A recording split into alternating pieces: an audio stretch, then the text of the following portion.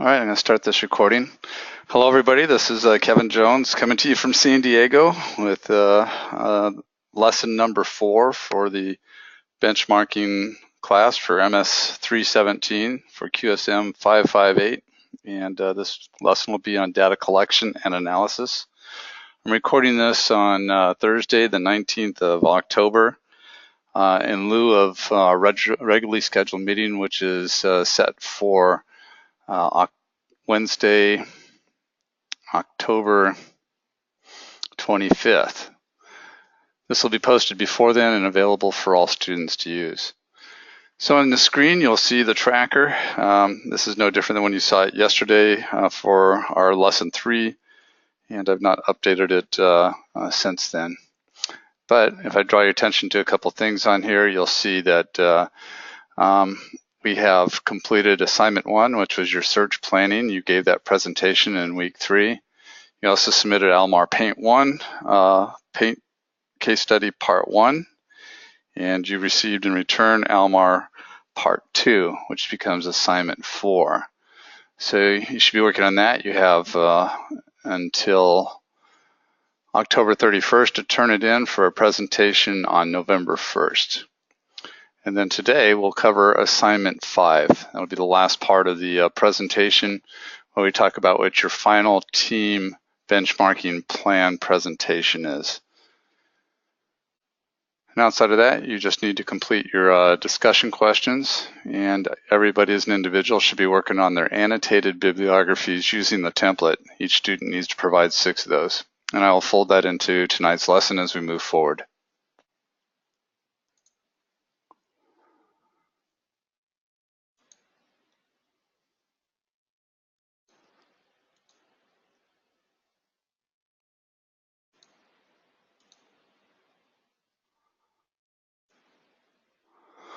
We'll begin tonight's slideshow presentation. So here we are. We're at lesson 4, which is the last of the scheduled instructor presentations, and it's following right along with the NGS benchmarking model. And we'll be talking primarily about the data analysis phase tonight. We'll give you some examples of how to present your data, and then we will show you what your final presentation outline could look like. So to this point, in our first 3 classes, we've reviewed the types of benchmarking that there are, which is operational or strategic, and where the data sources come from for each of those types. You should know at this point, and we've demonstrated it several times, that benchmarking fits within the DMAIC process. They're designed for each other, and that's why we don't have you do a full-on benchmarking in this master's program. We just teach it as a standalone course in the middle. But everything that we've been talking about really plays well into what you've been doing for your MBPs. Benchmarking really does fit well in the measure and analyze phase of the DMAIC model. Goal of benchmarking is to help organizations think outside the box. The idea here is that you know something's wrong and you want to go out and fix it. It's usually benchmarking is usually initiated because there's something wrong in your process, or there's something wrong in the bottom line. Or you could be a strategic thinker and say, I'm bringing along these senior people and I want them to know how to benchmark, and they have them go out and do some functional or generic benchmarks that might help their company become better while also growing their leadership. So the process of benchmarking includes the understanding of the theory behind your process and learning and already known information. In other words, secondary benchmarking. In other words, you're a subject matter expert. You are the pro that is doing it. We don't just get a bunch of new folks on board the company and have them go out and do the benchmark. We want to take from our most experienced workers. We want to have a team from different departments or different divisions that can complement each other's skill sets and then set them about benchmarking. We've stressed this a couple times, but the first step in benchmarking is secondary benchmarking, sometimes called secondary research. And if you're a doctoral candidate, you would know it as your literature review. It's also where you go an inch wide on a subject and a mile deep. idea is that if you're searching one part of a process, is that you look as deep as you can into that process, looking for new procedures. Those new procedures are often called best practices. These are things that you did not know exist before you started conducting your secondary benchmark.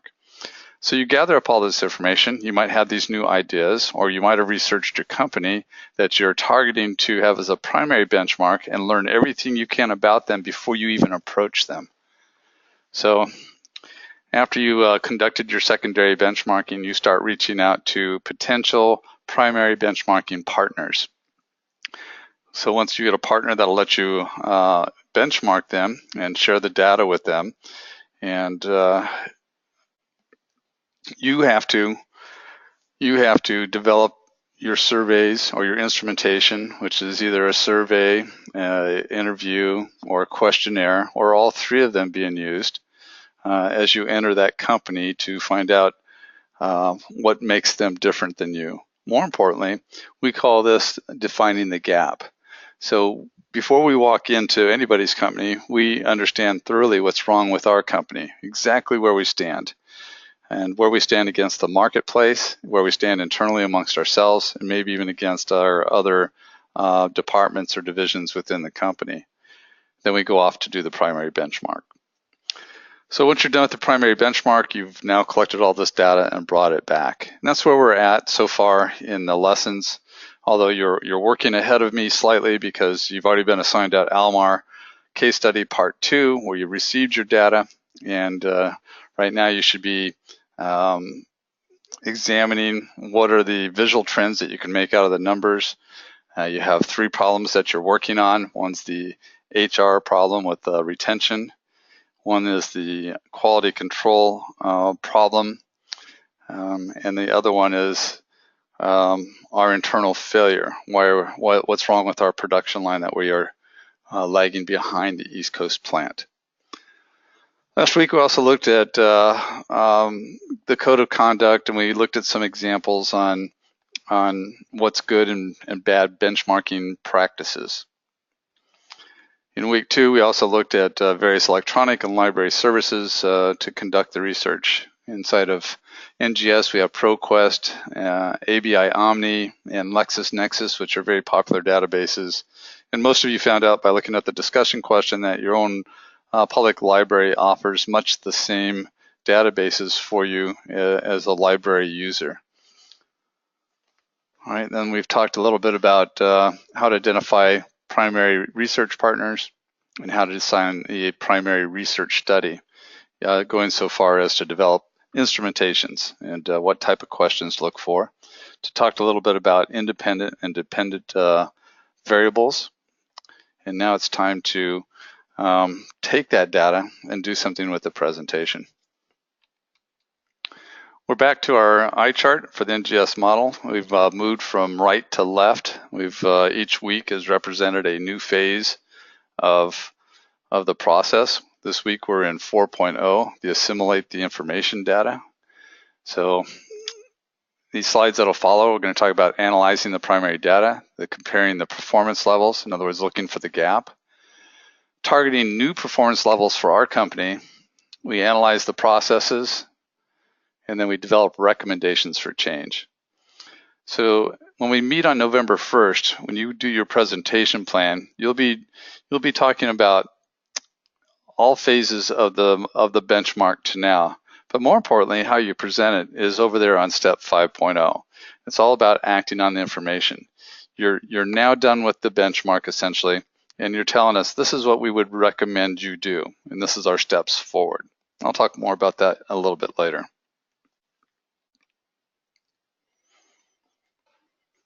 So we're going to talk about a little more discussion about the secondary benchmarking assignment, which everybody's doing right now, collecting data, analyzing the findings, and then making recommendations, all from step 4.0 of the NGS benchmarking model. All right, so everybody's out doing their 6 annotated bibliographies now. So your team report, which is the one that you're going to do on your final presentation, you need to lift up the best of the secondary benchmarking. So what will happen is next week, all students will put in their template with their 6 annotated bibliographies. But not only does it have to come to me as for grading and for counting for that assignment, but each team needs to share it amongst their team member. And at whatever you've agreed to for your team meetings, you would bring them all up, and then you advocate for which would be the best of everybody's secondary research to include in a final report. So for example, we have one team that has 5 people. So that's going to be 30 different annotated bibliographies. Well, in the final report, we don't need to look at all 30. What we want to see presented on the final presentation is perhaps 2 from each of the team members. So in that case, if you're a team of 5, we'd be looking at 5 of your secondary research findings. And it isn't that you're going to give us great depth on it. In fact, the slide might only have a couple of words that's talking about it, but each member will need to talk about what they found in their secondary research and why it's relevant to your MVP. And I'll show you what that looks like towards the end of the evening here when we bring up the sample template for the final presentation, how you would go about that. We've already mentioned several times, and here's a bullet reaffirming it, that conducting secondary research also requires you to make effective use of library and electronic search tools. Skills expected of students in the master's degree program for sure. It used to be in this program, like I say, it used to be a week longer than it is now. And the annotated bibliographies used to be 12 per student. And the doctor students had to do 25 during the same length of a course. So for us and for this class, it's 6 that we're looking for. You essentially have the next 2 or the next week to produce those 6, and then another week as a team to call out what you think the best of all of the annotated bibliographies are going to be, or your secondary research findings. All right, so how do you focus? So right now, you have a moderate load. The discussion question for this week is really quite easy. When you go open it up, you'll see that it's only a answer the discussion question, and there's just one of them and not 2 for this week. And that was the same for week 3 as well. There's only one discussion question, with the thought being that students could be spending more time looking at their secondary research.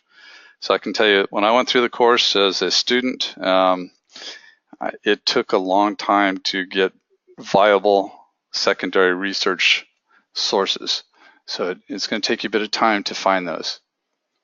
So your priority of effort, get the secondary research done. Everybody should be doing that now and through the weekend, and then share the findings with your team, and then develop your final benchmarking plan, which I'll show you in the template here at the end. You've already done some of the questionnaire data collection work in the Almar case study, but because we're at 4.0, this is where this business is really being done. When you did the reach out, you had the questionnaires ready to go, but as you've come back now, you might have 60 pages of stuff. You might have all these questionnaires that have been filled out that have to be sorted through, the surveys that have to be counted.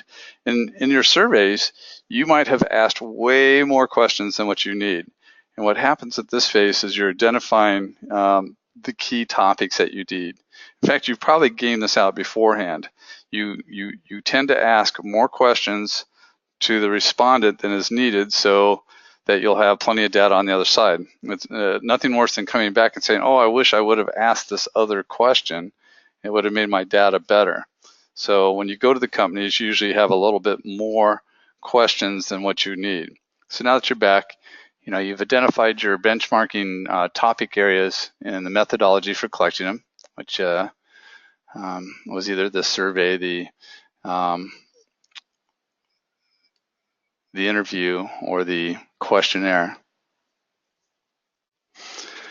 As importantly, and especially when you return with all this data, is to develop the data collection tools. So So as you go out and you have a Likert scale survey instrument, that really lends itself nicely to being presented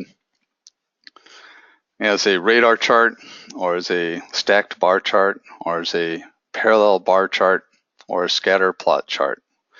It's just very, very easy to do because it's only scaled on a 1 to 5 scale, and it's easy to summate the data that's been collected and put it all into one slide.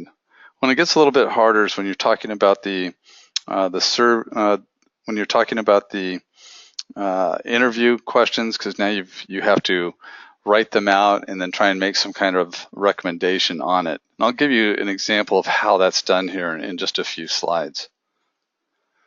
But anyway, when you have when you've been out doing interviews and you walk away with key information, you've got to find a way to lift that up in a conversation and a recommendation back to senior management.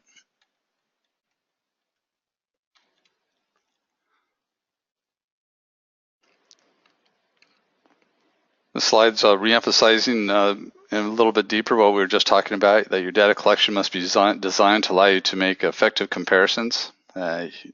What's good with Almar is that you're absolutely comparing one process to an identical process in another company, with the caveat that you know that other process is working better than yours.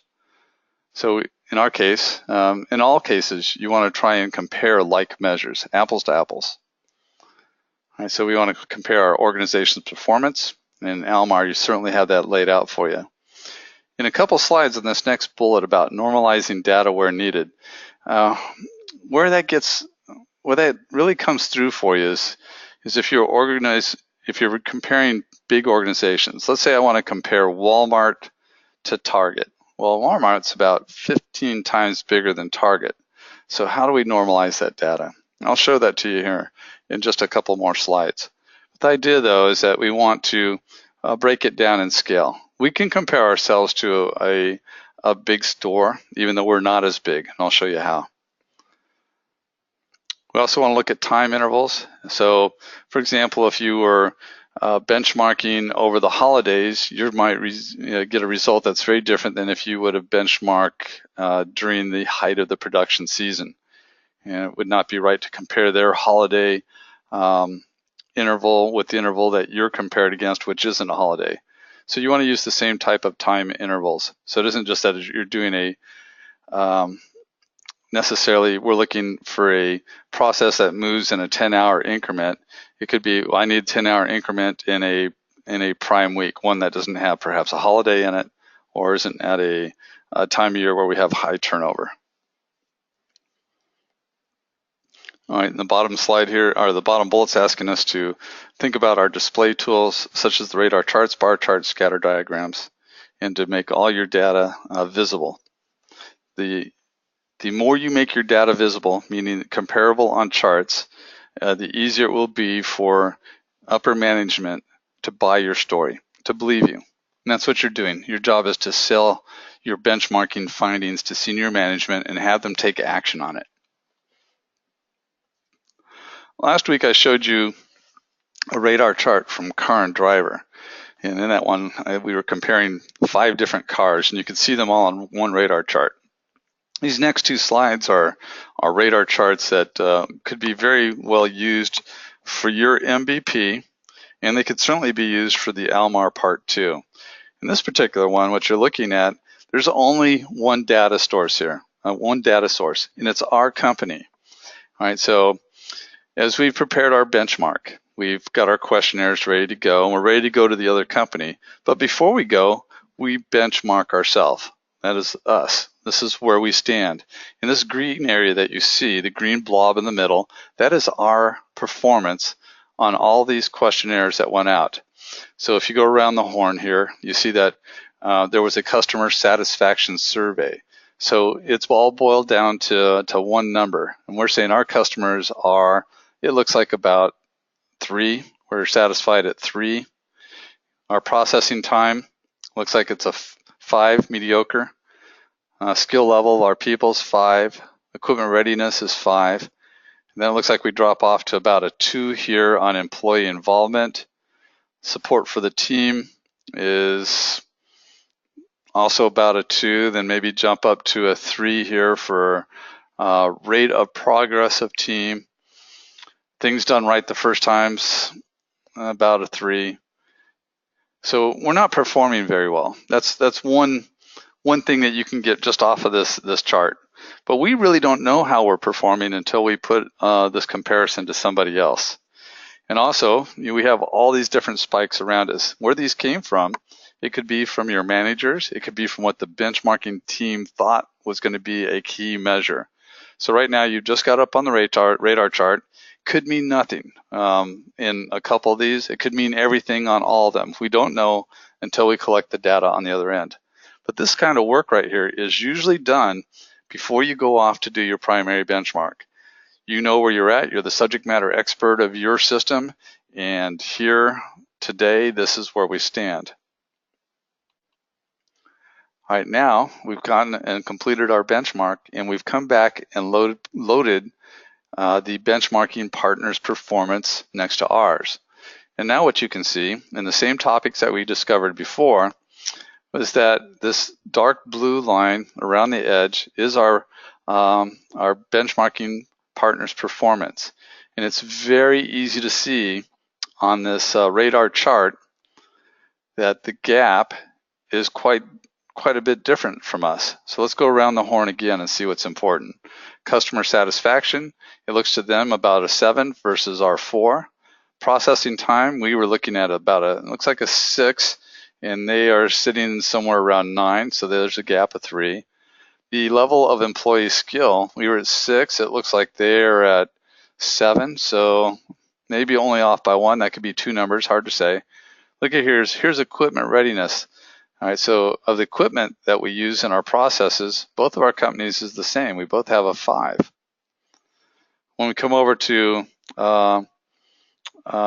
employee involvement and planning, you can see that they are at a 7, we're at a 2, and that's a pretty big gap. Support for the team, look at that. We're only sitting here at a 2. They're all the way up here at maybe a 9. You come over to the rate of progress of the team, you can see them at least 3 points higher than us. And done right the first time, it looks like they're, again, at least three points higher. So we can see the gap. You don't even have to lift numbers at this point. You can break each of these down if you'd like and show that and start talking about the most important parts that you want to close on the gap. But you can see in this particular instance, there's a lot of work that can be done to close up several gaps. Now, sometimes what a benchmarking team will do is they'll come back and they look at this, and maybe equipment readiness was never really an issue of the benchmark. The equipment on both teams is about the same. And what they'll do is then they will just drop, since it doesn't mean anything different between the two companies, they would just drop equipment readiness out. For me, though, I would probably keep this. I think that's an important metric now to say, hey, look, the equipment we bought is the same in both companies. It's all this other stuff that's falling apart for us. So this now, even though we have the same results, it really makes us appear weak. If their equipment readiness would have been, up to a 9 or something, maybe we could say, well, the reason all these other things are high is because their equipment's so good. So this is a very powerful storytelling tool, even though the data points are the same. Our equipment readiness is the same in both processes, yet this other benchmarking partner is beating our pants in every other category. So that's how a radar chart's used.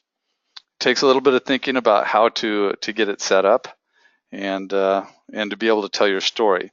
So a lot of times, and it isn't just here at NGS, but in my work as a senior leader, I've seen radar charts used effectively in many presentations on recommendations of what we need to do to change our behavior in our workforce. So radar charts, very, very good for that. Right, here's what the radar chart's really telling you. So usually you don't see this presented, but this is what's happening. What you're saying is that here's the gap. That bottom line is us, that top line is them. And what you've just measured on the radar chart is that gap. All right, now sometimes what people will do is they will find a numerical value for that gap. So they would call our performance a 5, and they would call the partner's performance an 8. And then they would go ahead and lay over two other things on top of this. They would lay over the industry standard, and then they would lay the best in class, and it would look like this. So you see our gap down here on the bottom. Then you see the industry standard, which is somewhere between us and the partner's performance. And then there's probably another company out there that's considered world-class. That's what that top blue line would look like. So that we didn't necessarily go out and benchmark the best in class. Maybe we couldn't get in the door to them, or it was a matter of time or money, hard to say. But we certainly benchmarked somebody that was better than us, better than the industry standard. And sometimes you'll see charts like this that will identify where we are to the industry and also show where our benchmarking partner ranks in comparison to the standard or world class. A little while ago, I told you that I would show you how to normalize. So this is a couple ways to look at it here. So for example, if I wanted to look at, and in my town, I have these 5 stores. What we've done here is instead of looking at Dillard's overall store value around the country, we started looking at the revenue per store. Now, if you look over at the store value over here, you'll see, well, look at that. Kmart only has a $9 million revenue per store, and we look at Dillard's at 22 million. You would think that we cannot compare ourselves one store to the next. But what we do is we want to normalize that data. Instead of looking at the store's overall value, and instead of looking at the company's overall value, we're looking at the revenue per employee. So what this would look like is that Dillard's at $22 million, that they also employ 900 employees per store. And that's how they get to the 148. I don't know if that's the exact calculation or not, but Kmart, for example, will have less employees and they get to the 103. So we're normalizing the data down as far as we can. So we're in a local market, and then we're trying to figure out what kind of unit of measure can we use that would get us kind of in the same ballpark with each other. So as you can see, Kmart before over on the right-hand side is 9 million per store. We can compare ourselves to Nordstrom, which is $48 million a store, and look at that. Between Nordstrom and Kmart, we're at 103 per employee. They're at 110. It's only a $7,000 gap per employee. So the thought here is, what can I do to get more revenue per employee? So maybe we can do something with our delivery stream. Maybe we can do something with the way we do just-in-time displays, and we could maybe use Nordstrom as a benchmark for how our employees could do better. In this case, with Nordstrom having a $48 million store and a $110,000 per employee, that tells us that they have far less employees than we do at Kmart. Then you would start analyzing how many employees do they have and how are they able to pull that off. You could find out it could be something that you can't, a place you can't go. Nordstrom is a high-end retailer. Kmart simply is not. But we can start be looking at for other trends between the two. But this becomes our initial source out of secondary benchmarking. So that's normalizing data. All right, so analyzing the data. So we're reviewing our problem statement, the reason for the project. Now, instead of thinking about Almar, I want you to think about your MVP. So as we're looking at our data, we always got to think, what is the data I need to prove my case? All of you have picked something that needs to be improved, something that is measurably going to change when you enact your thing, whether it's bringing in a new piece of equipment, altering a process, hiring more people, whatever it is that you're doing. You need to think about what the data is that you need to support that. You need to collect more data than you need.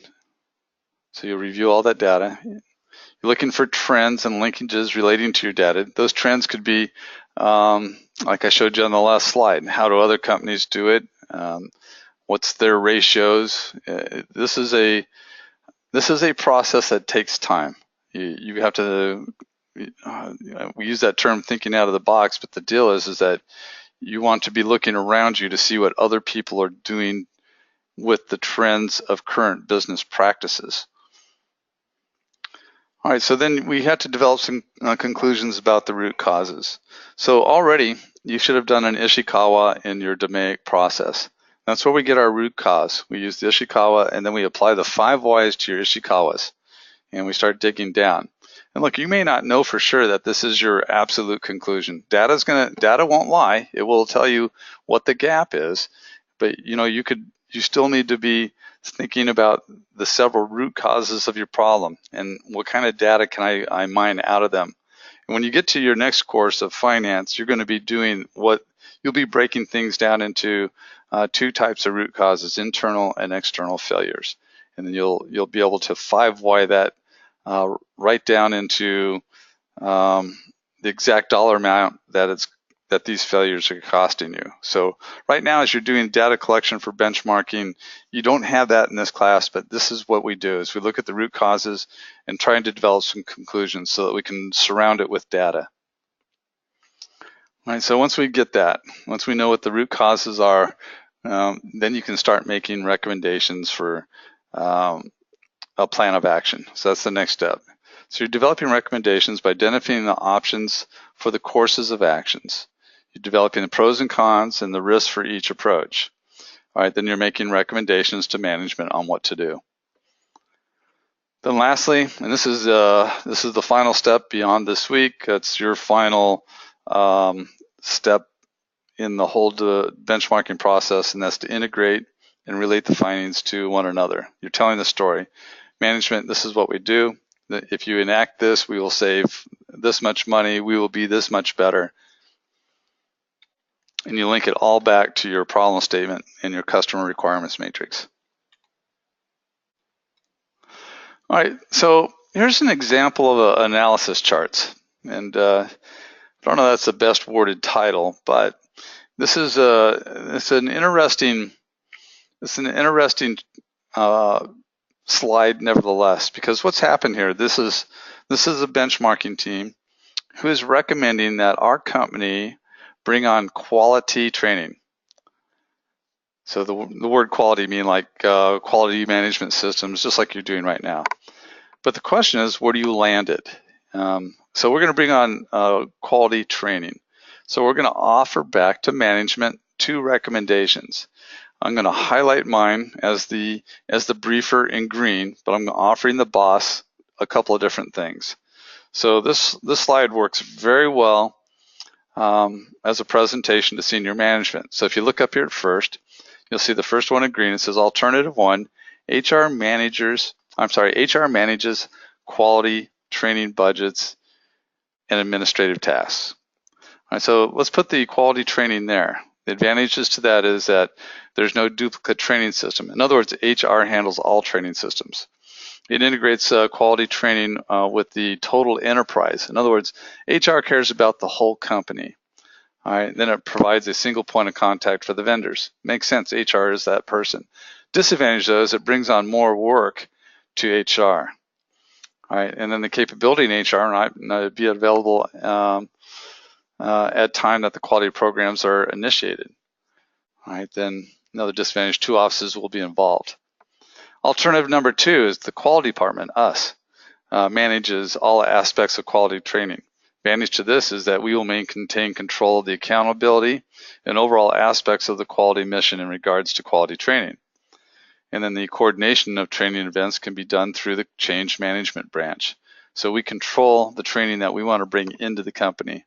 Disadvantage to that too, though, is quality personnel may not be familiar with the design, delivery, and monitoring of training events. And then records of performance of training needs to be transferred over to personnel records, which HR owns. So what you have here is that you've dissected all the data that you got back. In this case, this team says, here, we need some quality training to close our gap. Now, where do we put it? And usually the people who go out and do benchmarking are quality professionals, and they like to control everything. So that alternative 2 must have looked pretty good to them at first. We like to control it.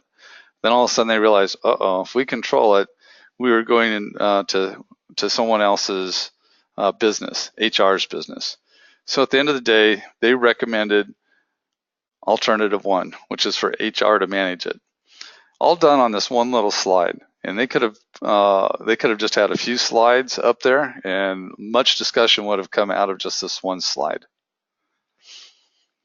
Now here's another slide looking at benchmarking analysis. This benchmarking team looked at 8 different organizations and how they go about benchmarking and quality management within those organizations. So what you see across the top were the key components that the benchmarking team was targeting in each of those companies. And what they did back now is they've offered up a blind company name for everybody and shown you what these different organizations do. And by the way, your organization will be one of them. You may not necessarily display that right at the very beginning.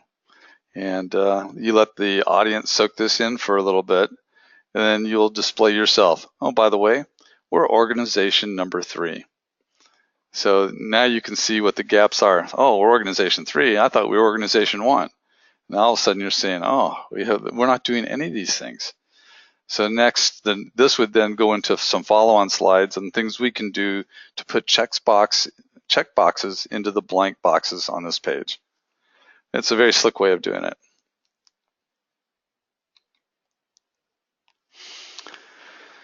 So you would build your slides how you see fit. That's what quality managers do, and that's your job, is figure out how to present it to management. So when you're recommending improvements, these are some of the recommendations that come up. So in your MVP, they're going to include a wide range of areas. And here's some examples. I bet that your MVPs have at least one of these going on. And you're either going to change a process by deleting, adding, or inserting a new process step.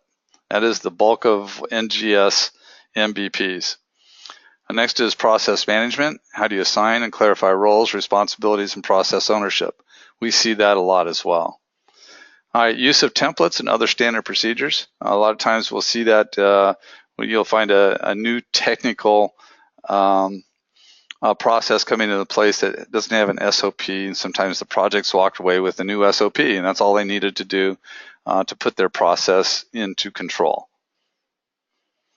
Changes in policies and procedures. That's usually an outcome. Usually you have to change a policy in order to change a process step. So those dovetail sometimes. Recommendations for training and education.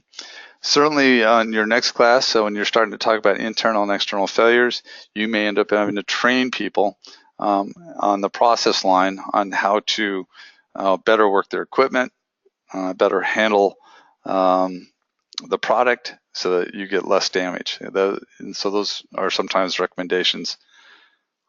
So then sometimes you could just find out that you weren't measuring this right. And that could become a best practice. Your company's been doing measurements one way all these years, and then all of a sudden you benchmark somebody else and you see that they're looking at their metrics a little bit different.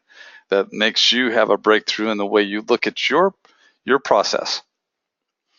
Mistake proofing and to prevent errors, that's called poka yoke. Some teams do that, as a lot of aviation maintenance folks do that. That's simply your tools go in an exact location. As you do maintenance, you're working from a maintenance requirement card step by step. Sometimes that's a very good recommendations to make on the back end of these MVPs. Incorporating the use of new or different technology, and sometimes a new supplier or a new supply management way of doing business. And you'll be looking at that as well in your finance class. You got a supplier who doesn't do his job very well. All right, then other parts of recommendations could be, what do we need to do to correct our system today? And then what's our long term? and how do we go about it. So what it could be is, hey, today this is what we need to do to change our process. We need to buy this new piece of equipment. Once we get this new equipment, then we will have a less failure for machine breakage, something along those lines. All right, this is the last of the data analysis slides. And I don't know if you've had any discussion about Malcolm Baldrige Award, but many companies either subscribe to Baldrige or ISO 9000. But what we're saying in this particular slide is that as you're doing your presentation and you're thinking about leadership and the people who have to buy what you're selling, they think in a more strategic model. So this is what they're offering in this particular slide. As you talk to them, you know, they care about strategic planning. And strategic planning simply means that where are we going as a company? All right. And next, the thing they care about most at the highest levels of leadership is the customer and market focus. All right, then over on the right-hand side, where you see 5, 6, and 7, that's where we usually live as quality management people. We're into the process, the human resources, and we are the ones who deliver the results of the business, the product. So nice slide for helping you get focus on the upper end. Remember that as much as your leader likes to think that they can get down onto the manufacturing floor and punch out widgets, they can't. What they really care about is driving the business forward into new markets and keeping their customers satisfied. And number 7, and you can't get this out of this class, you'll get it out of this next one. Without a doubt, probably one of the most important slides you'll present at the end of this whole MVP process is your return on investment dollars. And you'll have those calculations in your next class. All right, so students, I promised you a code phrase, and what you do here is our code phrase is W. Edwards Deming. He's the father of TQM. He's the guy who went into Japan after World War II, into Toyota, and went about introducing quality management into the Toyota production system, using supermarkets in the United States and some of our automobile companies. And from there, they learned all about lean, or I shouldn't say learned, they developed what lean looks like. As in Japan, you know, real estate's a real commodity there, not like the United States where we can just store stuff in vast warehouses. They don't do that in Japan. So he went about the just-in-time production processes. So your code phrase, W. Edwards Deming, father of TQM. So if you would, just go ahead and go into week 4 and where you see the webinar discussion forum, just enter that there and you'll get credit for this week's webinar. All right, lastly, we have the final team assignment. This is assignment 5. This is the last slide set you need. So if you look in your syllabus, you'll see that you need to deliver on these 7 items. It says apply the principles learned in this course to your MVP. The deliverable of this assignment is a team PowerPoint presentation that includes effective communication of a benchmarking plan that supports your MVP. Look, I need to reemphasize here, I've told you this a couple times. Again, you're not doing a benchmark. But what you're doing here in this final presentation is saying, if I were to benchmark, these are the steps I would take. This is what I would do. All right, so you're not actually going to go and do this. You're just showing that you can think forward like a benchmarker would. So include the following information in your presentation. Team information, just like you have on all your other final presentation slides. Problem statement, everybody has a problem statement. I've seen it, I know you've refined it. Key indicators, focus areas for benchmarking. I'll show you a sample slide of that. You'll need to select from the individual research the highest value secondary benchmark findings and summarize them. So like I say, every team member needs to participate in this, and they need to present on this slide their secondary benchmarking finding that contributes to the MVP. Identify a list of potential and primary benchmarking partners, and then provide the next steps and key milestones for primary and secondary benchmarking activities from now through the final course class. This item seems to befuddle a lot of teams. what we're asking for here is, again, you're simulating that you're going out to do this benchmarking. And all you're lifting up is that here we are, we're at, when you present this, it'll be November 1st. And what you do is you'd say, look, if I was to benchmark for the remainder of my time here at NGS, this is how I would spread this benchmark out. I would do reach out, I would do survey development, I would do team charter or benchmarking charter, I would do my analysis. And what you're doing is you're fictionally showing us where you would do that in the form of dates. And I'll show you what that would look like on the sample presentation. All right, then you provide last minute thoughts, which are any issues, challenges, or key learnings that you've received from the course, or as you see as they apply to your MVP. All right, so here's a sample presentation. I've loaded this up into the course materials. You'll see it, it's on the very bottom of the supplemental materials. So there's their team slide. Here's us. We are the physical training group. Introduce yourself.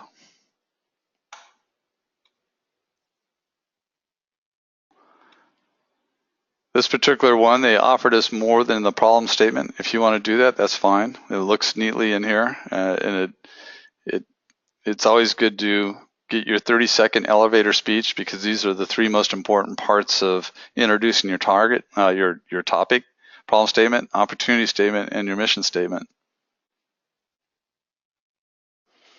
All right, this group, they were out there trying to improve physical fitness training at Langley Air Force Base.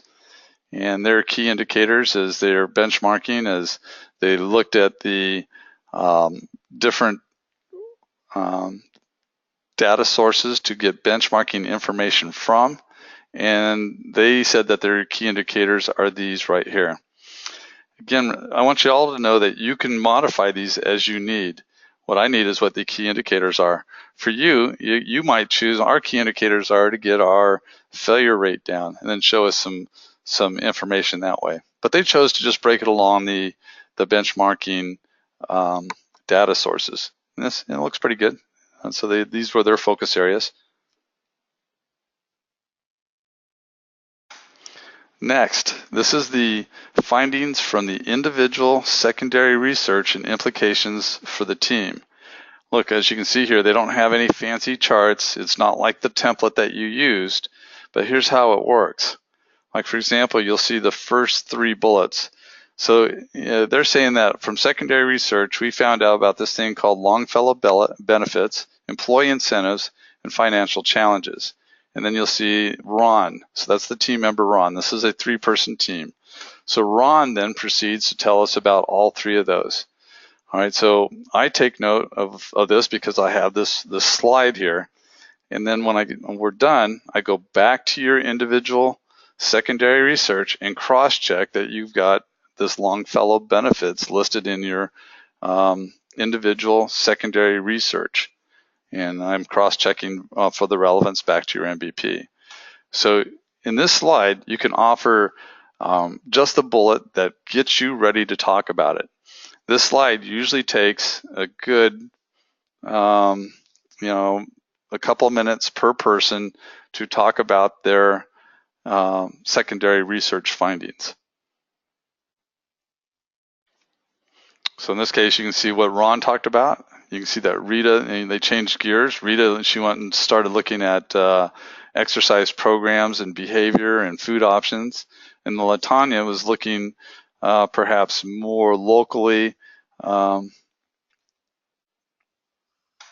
what it means to the business end of exercise. All right, then you have this benchmarking topics and potential partners.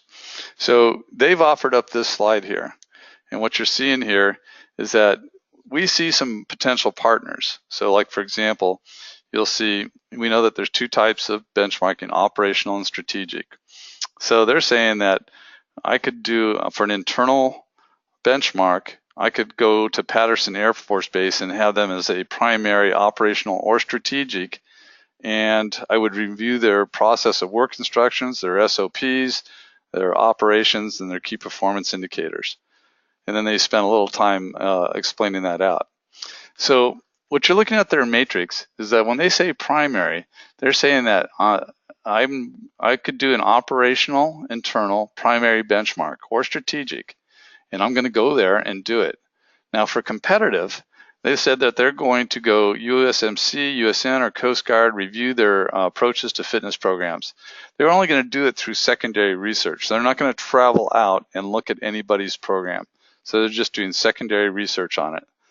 Then if you see functional, here's they're looking locally at 24-hour fitness or extreme fitness, and they will, looks like they'll do an operational primary, which means that they're going to go to one of those facilities and see what they can learn from them. Then lastly, generic, it's big business. How does big business handle healthy workforces? And they're doing that through secondary research. Kind of a nifty slide.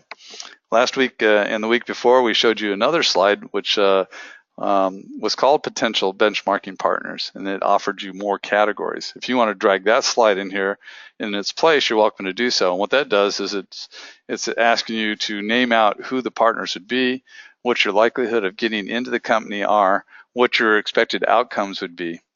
Again, a pretty slick slide. You pick what you want to put here. So this is, I wouldn't call this a template. This is just what another team has done in the past and had great success with. All right, this is a complete fabrication here, and this is what you will do as well. It's steps and milestones to complete the secondary and primary activities through the final course. See where they say Wednesday 8:20? Well, that was the last day of their class. Yours will start with Wednesday 11:1, and then you just move forward to the end of your program, and you show us how you would see a benchmark playing out over the remaining months that you have here at NGS. What you're trying to demonstrate here is that you recognize the 5 steps. You recognize what needs to be done when and about how long it takes. All right, these challenges here were what they had to keep in mind as they tried to select their final partners. They offered that up. And then they offered this key learnings for primary benchmarking. And they spent a little time talking about each of these.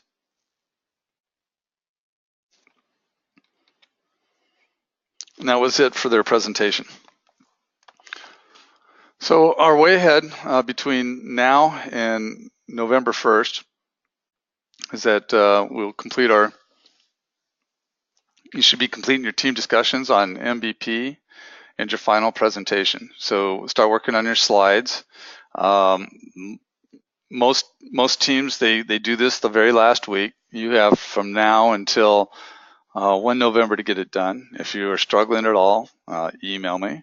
If you want a draft free look from me, I'm willing to do that. In other words, you have a draft presentation, send it over to me. I'll tell you if you're on track. Number 2, what's going on is the Team Almar Paint Company Part 2 presentation. That is also occurring on 1 November. Again, even with that, if you're struggling with what to do with your data, let me know. We can set up a go-to meeting with the team or the data person within the team, or email with each other. It doesn't matter. If you guys are stuck, let me know, and I can help you through that. And not listed on the way ahead, because normally by now we'd have our individual secondary benchmarking in by the time lesson 4 occurs, is you should be absolutely focused on completing those 6 secondary researches. And that is it for this presentation. I hope you have a good week. If you need me, I'm available on email. I'll be on travel from the 22nd through the 28th. I'm available on email. Otherwise, I will also be checking in on the portal to make sure that the DQs are going along fine and to chime in on things I find interesting. And that's it for now. I'll stop the recording, and I'll see you on the 1st of November, if not before.